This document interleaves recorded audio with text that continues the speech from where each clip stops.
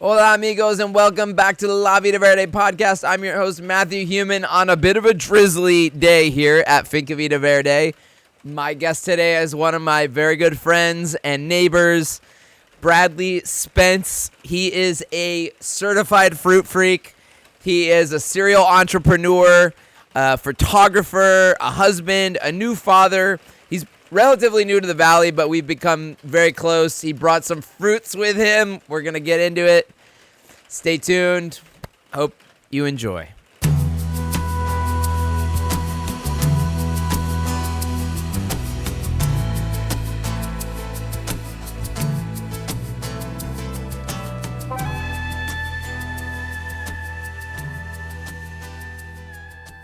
This episode of La Vida Verde podcast is brought to you by Everyday Medicine with Dr. Michael Blahout. Blending ancient wisdom with modern science, Everyday Medicine shows how daily practices can become powerful medicine.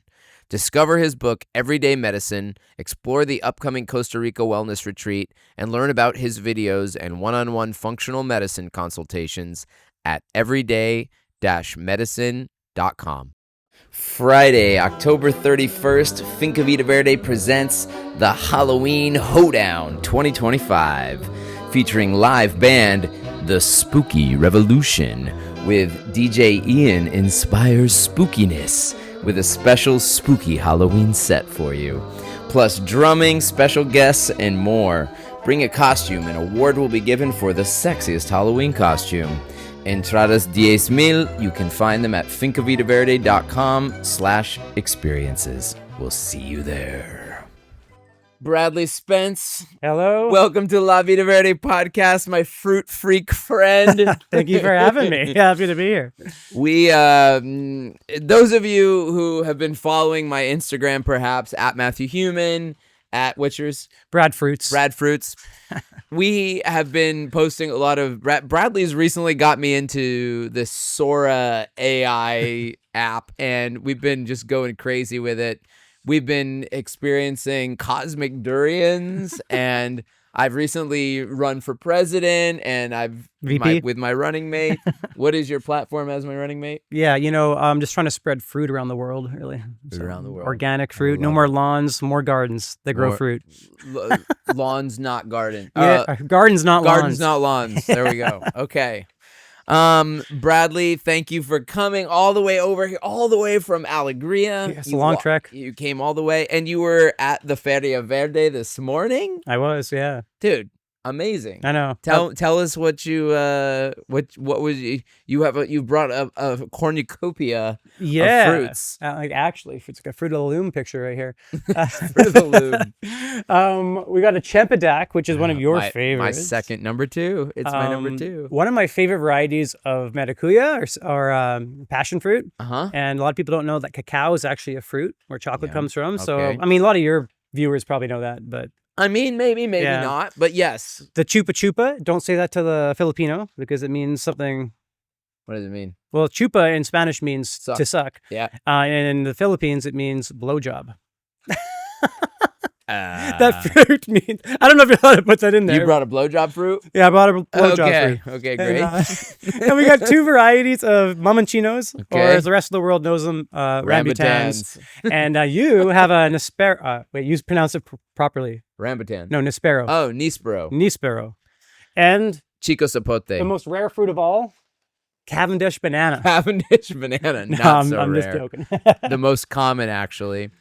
It's not even a Cavendish. And I see mangosteen. Oh, I forgot about the You didn't say mangosteen. We mangosteen? got finger limes. Come on, dude. And Don't forget button about- mangosteens Don't as forget well. about the mangosteen. How can I forget one of my favorite fruits? But we'll open them up later. Yes. Later? Yeah. No, so let's keep watching for the good stuff. Talk a bit, and then we'll open up the good stuff. So I met you. You're originally from Canada. You're from Vancouver, and you're part of the locally well-known Spence family of Alegria. We're growing here, yeah. The Spence family of Alegria, which your brother Ryan and his partner Janet and their kids are here. Yeah, my dad. Your dad, your mom was here. Yeah. You've all settled in the Alegria village. Yeah, I think Ryan and Janet have lived there for over 2 years now. I might be going on year 3. So they've been there a while, and we kept visiting them over and over again. And so were you visiting them and then came here? What brought you? Yeah, how did you get involved? I thought they were loco. I thought they were completely nuts. Like I think they bought it sight unseen. They just saw the videos and they like. Was it during COVID? My brother's blowing his life savings on. I thought he was blowing his life savings on a lot in Alegria, and I'm like, you guys are crazy. The video looks like a cult. Like, what are you doing? And I was just going off, and they did it anyway. The cult, because, you were saying because we were all. I was actually in those early promotional videos, and we were sitting around the table, long white tables, holding hands. They were actually fun. They were farm to table, dinner. Promotional things, and I played music at them too. It reminded me, the whole video reminded me of the movie Midsummer. If you've seen Midsummer, I've seen Midsummer. It's a horror, but it's like set in this like beautiful, bright, kind of like an eco-village type place. And I think I'm gonna watch. Everything is like looks happy and bright, and then you realize it's like dark and it's a cult. It's a great movie. It starts off with them doing mushrooms, and it was a good time. And it's like a weird horror movie because it's bright and beautiful, and it seems happy, and then it stays bright and beautiful kind of the whole time. But it's really dark and twisted. And anyway, it's worth a watch. But I thought Alegria was Midsummer. So Kate and I thought they were nuts, but they built. Then we went to visit them when they were staying at their neighbor's house. And we're like, oh, this is not a cult. And my brother started walking me through the gardens and showing me all these crazy fruits I've never seen before. And my taste buds started experiencing this new flavor I've never tasted before. I'm like, wait a second, there's a new flavor. I remember sinking my hands into a tiny little guanabana we found on a tree. It was like super ripe. Our fingers just squished into it. And it was the best flavor my taste buds have ever experienced. You had never tried a guanabana? Never tried a guanabana. Until you came here to Alegria. Yeah. Amazing. And it was the best. And maybe, I still don't think I've ever had one that was like quite as good as the first time. But that like opened my eyes. I'm like, holy crap, there's a whole new world of taste and fruits that I didn't know about. So this fruit. This is kind of it's almost your identity now. People know you as the fruit guy. In fact, you've been in the main publication of Costa Rica, the Oh Nación, my God, yeah. Like, as a fruit influencer. Yeah, well, they like scandalizing fruit. Is that something? I think the title is something about like Scandalizando. Because I was eventually I realized I ate the cas. A cas is like a Costa Rican guava, and it's really good. And they actually eat the whole thing. And I didn't know. I cut it in half. I scooped it out with the spoon and ate it like a ignorant gringo. And people in the comments were like outraged by this. Like, you're supposed to add salt. You're supposed to eat the whole thing. No one eats it with a spoon. And I thought it was Pehibayes that it was no. about. Well, that one got the first traction, and then that one got like I think 150,000 views or something on TikTok. And I was like, what's going on? Because I'm new. I just started. I was thinking it was going to take time to get viewership like that. And then we're filming the Pehibaye video. Pehibaye is a palm fruit that's more like a potato, starchy potato. It's really good. Peach palm. Anyway, I'm like, Kate, I'm going to eat it with the skin on because it's going to create a lot of comments and maybe it'll blow up like the last one. I love the skin. And she's like, don't eat it with the skin on. You're going to look like an idiot again. I'm like, no, I'm doing it. So I ate it with the skin on. We've eaten it with skin on before. I eat it all the time. Anyway, of course. I love the skin. That sparked outrage amongst the ticos. It's the national fruit of Costa Rica. Is it really? Yeah. I didn't know Pehibaye. Yeah. And it's one of my favorites. It's so good. And the newspaper picked up that one. And that was the video that like sparked the newspaper. And so literally, how long have you been doing it? Not very long. No, like 3 weeks maybe when I got picked up. It's been like 2 or 3 month, months. 2 months. Yeah. And you're already like, this whole new world has opened up and everybody, and like the amount of times like I've sat around large quantities of fruit with you, and we took a trip down to Pérez de León and visited a durian farm. Yeah. Oh my God. That's my number one, of course. Everybody who knows I think that. me too. It's so tough because like I could eat literally 100 purple mangosteen in a sitting, but I don't think I could eat that equivalent of durian in one sitting. Tell me you have a durian hidden somewhere. You're just waiting to surprise Dude, me. it's out of season. I tried. No, I tried. I know. That would have been epic to have. I'm just kidding. It would have been. We'll find a way. Yeah. We'll get there. Okay, so I originally met you. I remember I was walking around. I was promoting Cyril Amé's our first main concert here at the Earth Stage. And this was last February, and Cyril Ahmed, Grammy-nominated, amazing jazz singer, one of our previous guests, and my land partner, was performing there, and I had like my concert thing, and I remember I had it like printed out, and I was walking around selling tickets at the Alegria farmers market, and monthly. And I remember meeting you, and you were like, "Oh, I'm interested. Come here, let's talk about it." And you were like, I want to buy tickets, but I'm not sure if we're gonna make it because my wife is pregnant and she's due that day. Yeah, she's due a week before. So I was like, I'm like, there's no way I'm gonna be able to make it, but I'll buy him, I'll support him, and if it doesn't work out, I'll go to your New Year's party or something. Right. So what happened? Well, like a week goes by. Actually, I think it was like 9 days late. She was 9 days late, but I'm like, all of a sudden, I'm like, I think we're gonna make the concert. I remember waking up the morning, like, I don't feel like the baby's coming to Kate. Is the baby coming today? And she's like, I don't think so. I'm like, sick. We're gonna get to go to the Cyril concert. This is amazing. So we're walking there. Kate's like busting at the seams, and the concert was just mind blowing. It was so magical from the moment I walked in. There's so many people here, and the lighting, and it was like the perfect evening. And I remember just the kids were dancing, and Asher's doing air saxophone with my niece Luna, and it was like the most perfect evening. And the music, of course, was fantastic. And as we're walking out and leaving, there was a jam session that you guys did afterward, but we didn't stay for that. Right. And that was the students it was a Jazz in the Jungle, Cyril's workshop, and it was like the students of the Jazz in the Jungle, who are all mostly professional musicians as well. Incredibly talented. Yeah. So you had to go. We're going, as I'm walking over I love his sketchy bamboo bridge, but it's like so whimsical. It's just such long, slippery long, bamboos. And if you don't trust bamboo, I see why you say sketchy, because you have to really trust, but I know that this bamboo is solid. And see, I didn't know that. I was a bamboo noob at the time, and I'm like holding on both railings, like walking over with your pregnant wife. With my pregnant wife. Yeah. It was so beautiful. But we're walking back to Alegria, and then in the distance, Kate's like, I think they're playing "Lovely Day" by Bill Withers.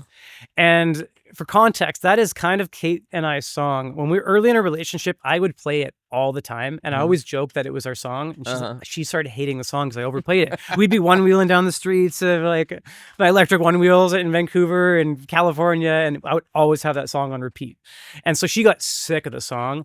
And so we're getting married in the Maldives, and context, I'm not rich, but we use credit card points. This like credit card point scam. You know, you can reach out to me if you want to hear about it. But we got 11 people to Maldives, and I had a $3,000 wedding in the Maldives. So we're preparing our vows, and Kate's nervous because she's not very good at speaking in front of people. Like she's more quiet. I'm the loud one. And anyways, she goes up and says, and I say my vows, and she says her vows, and she doesn't say her vows. All of a sudden, the Lovely Day starts playing in the background, and she starts singing it to me a cappella. Oh, that was your vows? Yeah, and then it's a flash mob. Everybody there, all the staff, they're clapping, and they start singing the song, and they're singing Lovely Day. So as we're walking over this bridge, I'm thinking, like, that's a sign. Baby's coming tonight. I just know it. That is a sign. Kate, it's happening tonight. Wow. And I kid you not, like, we get into the house. We just lay down. This crazy windstorm happens. I don't even remember the wind that night, but it was the strongest wind I've ever experienced in Alegria. So much wind that leaves were blowing inside our house. I guess they forgot to clean up the rafters or something, but there's like leaves blowing everywhere. And then Kate's like, I'm going into labor. And she started cramping like immediately as soon as we lay down on the bed. And so it's so perfect. Like 20 hours later, out comes the baby. Isabella. Oh, she's such a sweetheart. She's like, she's just a little bundle of love. She's no longer a gremlin. She's at the cute stage. She's at the cute stage. And it was your first child, and it was the perfect segue into, I don't know, fatherhood, and I couldn't think of a better night. How long have you and Caitlin been together? Caitlin, by the way, did the promotional for my Simple Ways tour. She's a great graphic designer. We're going to have her on one of these days because she's got some cool stories too. And you did the photography for that as well. Oh, yes. Yeah. So you two kind of have a collab. Yeah, we got a company actually called the Fox and Crow Co. And I'm the crow, she's the fox. She thinks I remind her of a crow for some reason, but and the fox is your favorite animal. But it's just a graphic design duo. I help think of concepts, and she does them, and I do photography. So it's just a side hustle.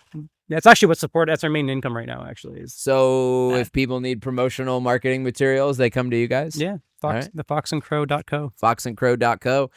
And you got, and you were, how long were you together?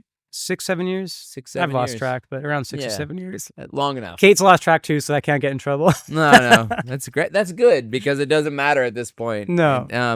And you were mentioning One Wheels, so you had a company in Vancouver. You still have it, right? Still have it. So yeah, before I started that company, I was living out of my van. We had a denim company, and we were selling climbing jeans in climbing gyms. Like we were letting people demo climbing jeans as if they were like climbing shoes, and they could go wear them on the wall because they're super stretchy, and we would sell them on the spot. And that actually supported an 18-month road trip of like this like grassroots branding. We're trying to be like the Lululemon of rock climbing jeans, essentially. So we got to climb in all these epic areas. But one of the trade shows we went to during that tour, the One Wheel guys were there. Like they had his booth, and I tried one of the One Wheels, and I'm like, I need to own one of these things. Like for me, it was like the future. I'm like, this is insane. How is it balancing me? And that got me hooked. And when I got back, a One Wheel, for those of you who don't know, is like it's like you've probably seen people on them. It's like a little skateboard with one wheel. It's they got a fat go-kart tire in the middle. Yeah. And you can it balances. It feels like you're snowboarding or surfing on land, and you can go all terrain. You can go on dirt, asphalt, sand, hard packed sand. I mean, I'm amazed to see, like, I see like your brother cruising around all of Alegria, up giant hills, down giant hills. It's his main transportation here. Yeah, it really is. Yeah, and Kate's good at it too. So like I bought one on the road, and then before I wanted to tour these cities we were going to when we were doing these climbing gym demos, and all of a sudden I could park the big van. We were towing the Airstream as well, and I could one wheel anywhere in the city. So that was like I could explore suddenly these new cities in ways I wasn't able to do before, and it really opened my eyes. So when I got home from that big 18-month road trip, I started EVs, which is a company that sells the One Wheels, electric unicycles, the stand-up electric scooters, and we've been doing that for the last 5 years. Kate and I started that together. Okay. Yeah. Oh, you did? You started it together? Yeah, she did all the branding and has been continually doing all our graphic design. And amazing. And it's still operating. It's a storefront. It's a storefront, brick and mortar store. We had 2 stores at one point, and then COVID actually was good for us. People they were stuck inside. They couldn't go to restaurants.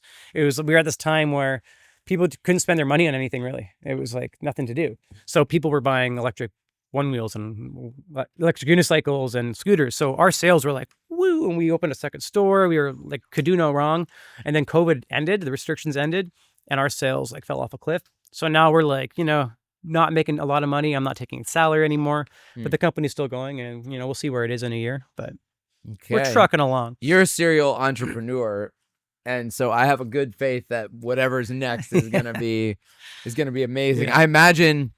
I'm curious to see if how you can leverage the fruit thing. I mean, beyond I don't know how I'm gonna make money on passion. The fruit. Yeah. Well, part of the reason, I imagine it costs a lot of money, actually. Part of the reason why I started it does cost. I'm like, I spend so much money on the fruit. Spend so much money. That's why I'm growing a lot, but it's gonna take 5 years for some of these trees to start fruiting. So I've gone to the Parazelodon farmers market and dropped $500 in like one go. Durian's expensive. And they charge like 10 mil a kilo, which is like, oh my god, what's that? 10 mil, That's $20 US. We gotta grow more of them, dude. We just we gotta grow more durian, Machuca Valley. Well, we were lucky to one of our neighbors, Garrett. He had the first durian fruit in Machuca Valley. That's right. The very first one. Oh yeah, no one's supposed to know about that. Cut that out. The first one in Ecovia. We I think Steven and Itai planted that. It was a seedling that they planted in 20. It would have been like well over 17 years ago, like 18 years ago, I guess now. So, and it takes that long sometimes for a seedling to fruit, and it fruited well. It fruited good, but it's a beautiful once tree. They start fruiting, then they get better and better. I think they pruned it, and after the pruning, that's when it started to fruit. So sometimes a fruit tree, if it's not fruiting, sometimes all it needs is a little pruning, and it'll spark it. It's true. Yeah, and I do that, and you always want to wait. Normally, you want to wait until after the full moon to prune, by the way, if you're not. Yeah, you just told me that. I didn't know that. It's true. Yeah. The menguente, it's a thing. It's a thing. Look it up. You don't want the energy up at the ends of the tips. You want it down in the down in the roots. The Fruit Freak the TikTok and Instagram. By the way, you keep coining that name. Like you're a family of fruit freaks, and I'm like, fruit freak. That's the perfect name for my TikTok. It's funny. I've always identified as a fruit freak, and I just identify all my friends that are fruit as fruit freaks. So I'm happy to hear you found some use for that. But the reason for the whole TikTok thing is we're growing up, like we planted over 80 fruit trees, and I'm probably going to be able to fit about 10 more once our houses are done. And I want to give people a fruit experience, like an educational. They come stay at our Airbnb, our guest house, and they pay a bit more, but they get this like fruit experience. They can pick whatever fruit off the land, but I'll also have a nice basket for them, and I'll give them a full experience like we might do at the end here, and really we might do at the end. Well, We're getting close to not the might. end. We are gonna do it. Yeah, freaking open some fruit, dude. Are you ready? Yeah, I'm ready. Why? What are we waiting All for? Right. I don't know if it's like a Joe Rogan podcast where it goes for like 3 hours. No. This is La Vida Verde podcast. It's about 25 minutes. Oh wow, okay, yeah. So people don't lose their attention span. Well, no, I mean, what else is there to talk about? I mean, I'm dying here. I got this freaking Chompadek in front of me. It's like the smell. By the way, the smell of Chompadek. Some people, like Katie was telling me, she thinks it smells like gas.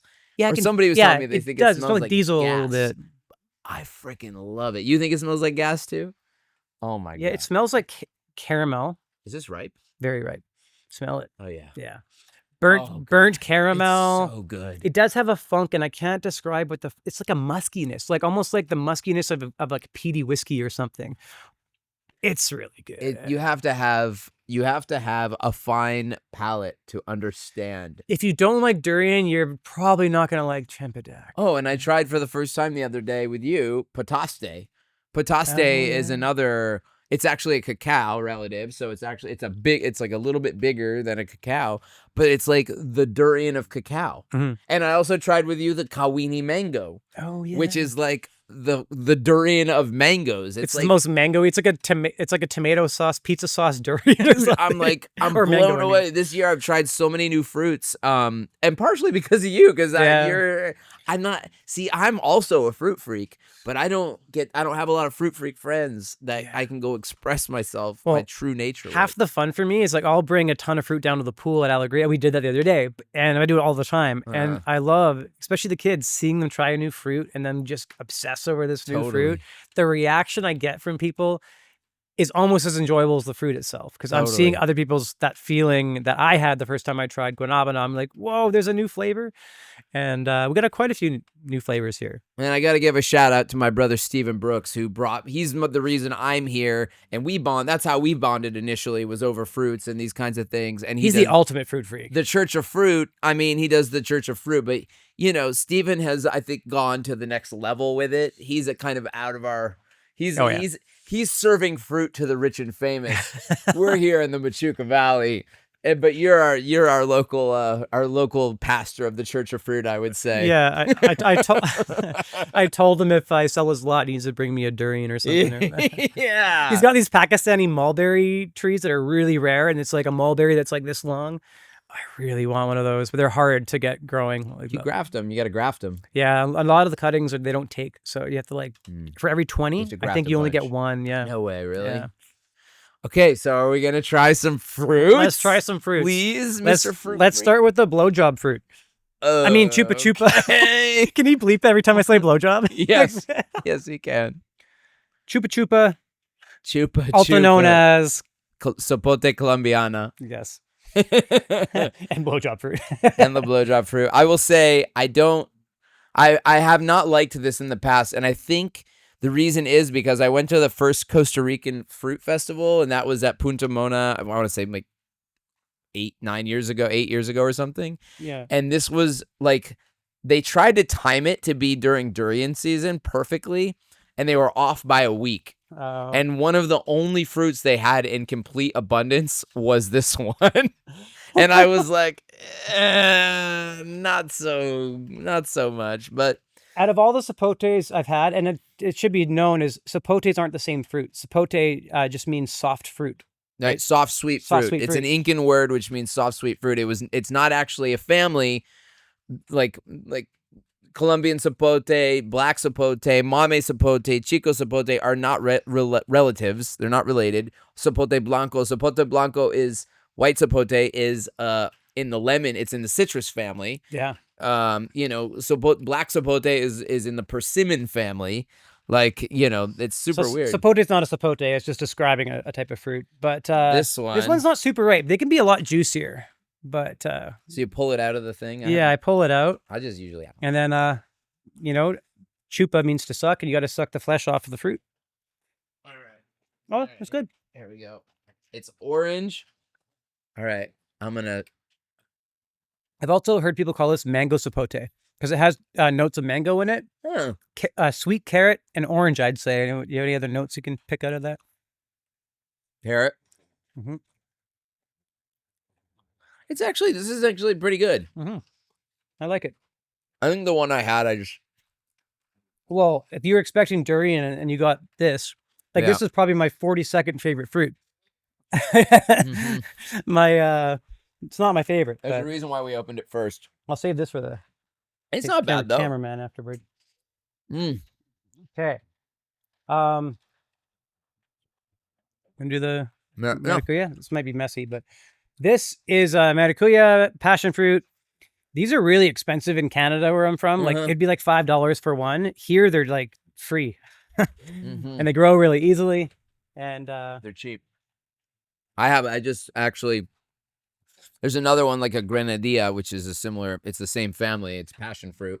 What I like about these red ones is they're sweeter. They typically are sweeter. Well, this one's not super juicy, and it's by far the best variety of all the passion fruits. And I think these ones are Panamanian passion fruit. I think that's what they call them.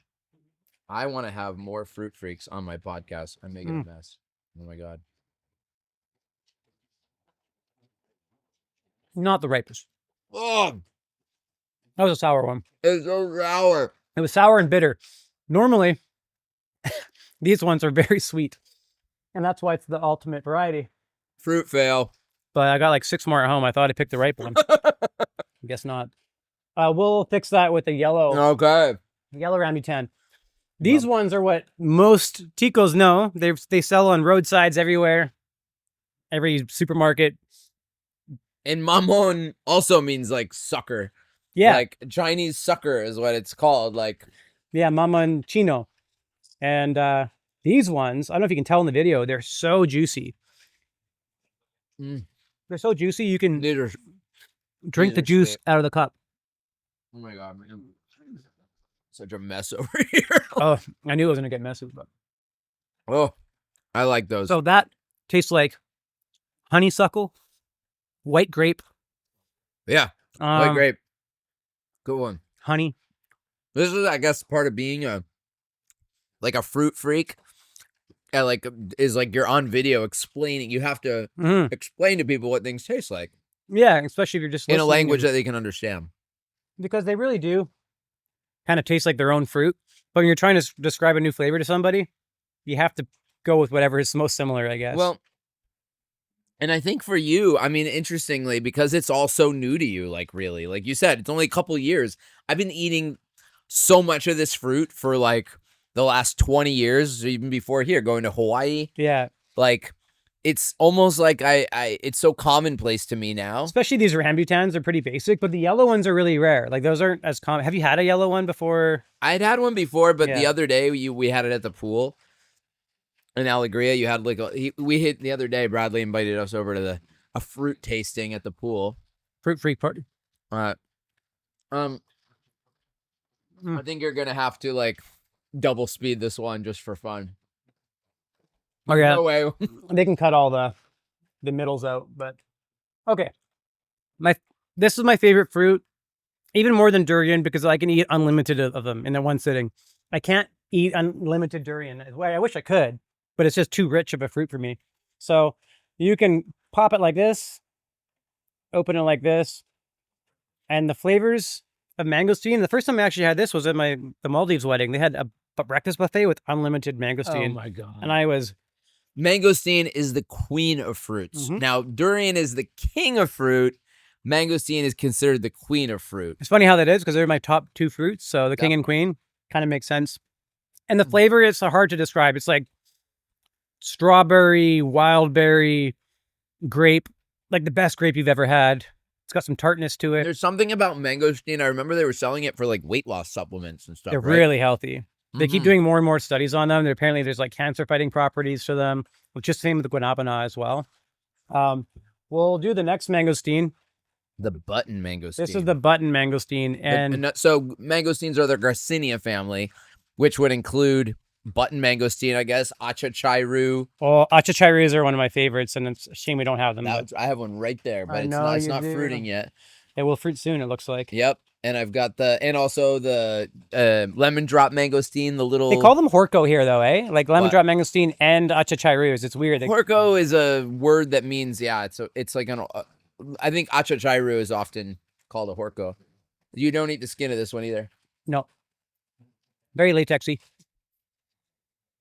It's an explosion of flavor.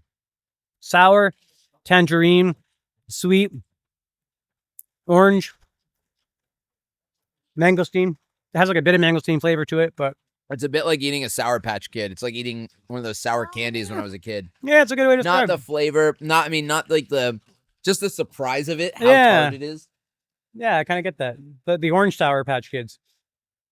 What else we haven't tried yet? Okay. Boricava? My sticky fingers are all over that. I love Boricava. So these ones, there's a lot of tannins in the skin.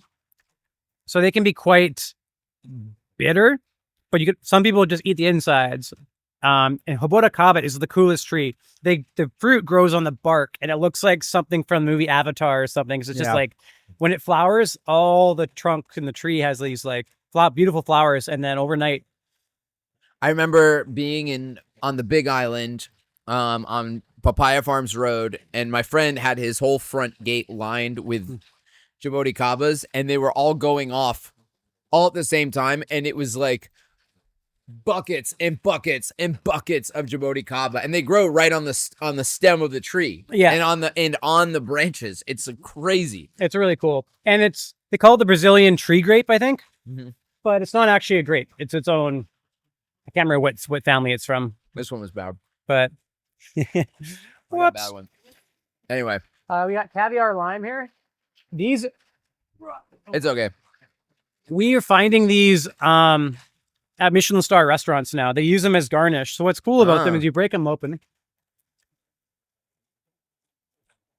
and this would be a good one for a close up. So you can see the beads coming out of there. For me, this is like a citrus breath mint. It's so sour. It has it's like lime. I do not like sour fruits. But in caviar, I love sour fruits. That's why. You and Katie. Yeah. But it's, they come in different colors, pink, red. They're really good. I think there's monkeys right there in the tree. They see us. There are. They're like, they're going to come steal the fruit. They're coming for the fruit, bro. Better get that Chompadek open. Not the Chompadek. All right, do we go for the Chompadek next? Yes. Okay.